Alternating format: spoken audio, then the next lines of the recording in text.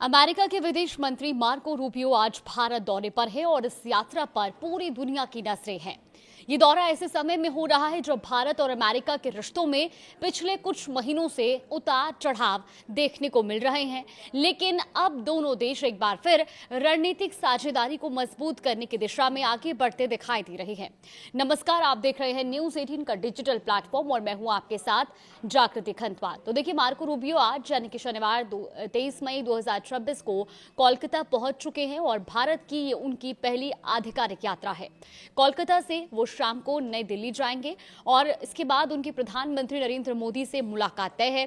इसके अलावा वो मीडिया से भी बातचीत करेंगे।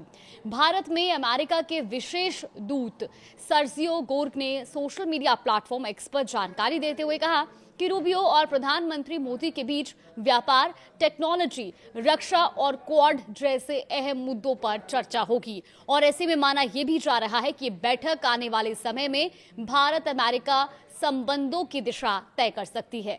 अब सवाल यह है कि यह दौरा इतना महत्वपूर्ण क्यों माना जा रहा है।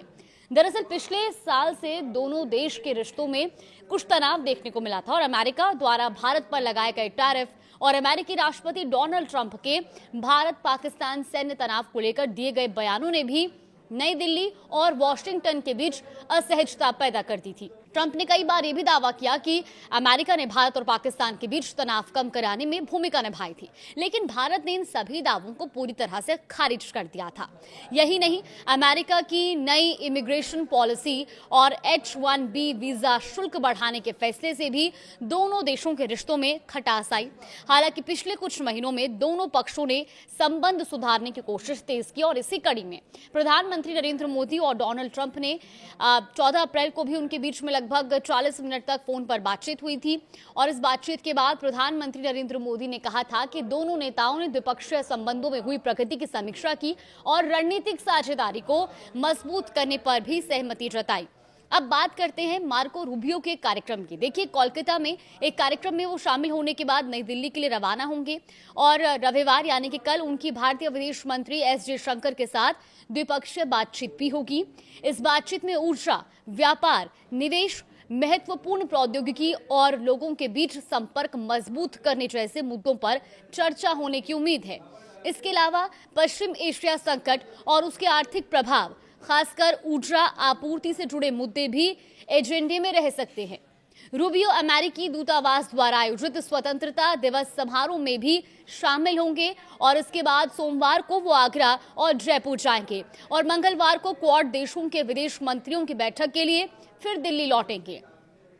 क्वाड यानी भारत, अमेरिका, जापान और ऑस्ट्रेलिया का रणनीतिक समूह इंडो पैसिफिक क्षेत्र में सुरक्षा, समुद्री सहयोग और चीन की बढ़ती सक्रियता जैसे मुद्दों पर क्वाड की भूमिका लगातार अहम होती जा रही है और ऐसे में इस बैठक को भी काफी अहम माना जा रहा है। कई मायनों में बैठक महत्वपूर्ण रहने वाली है।